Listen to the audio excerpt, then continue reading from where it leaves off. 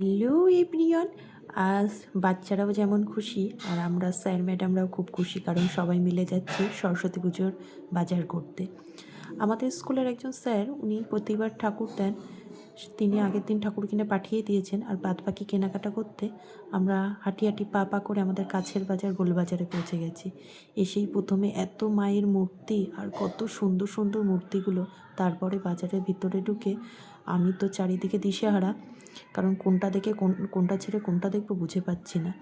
এখানে দেখলাম কত মালা, ঠাকুরের সাজানোর জিনিসপত্র। তারপরে সবাই মিলে প্রথমেই শুরু করলাম ফল কেনা।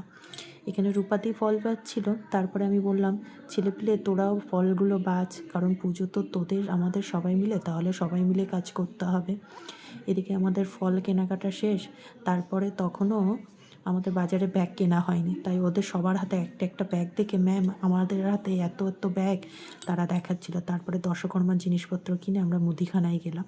মুদিখানার জিনিসপত্রগুলো সব টুকটুক করে কেনা হচ্ছিল, আর প্রত্যেকটা জিনিসপত্রের হিসাব খাতায় লেখা হচ্ছিল। সেটাকে নিয়ে কেনাকাটা কমপ্লিট। এবার স্যারেদের হাতে ব্যাগ, কারণ প্রচুর জিনিসপত্র হয়ে গেছে। তারপরে টোটো রিজার্ভ করা হলো। কাছেই হলে কি হবে, যেহেতু ভারী হয়ে গেছে ব্যাগ।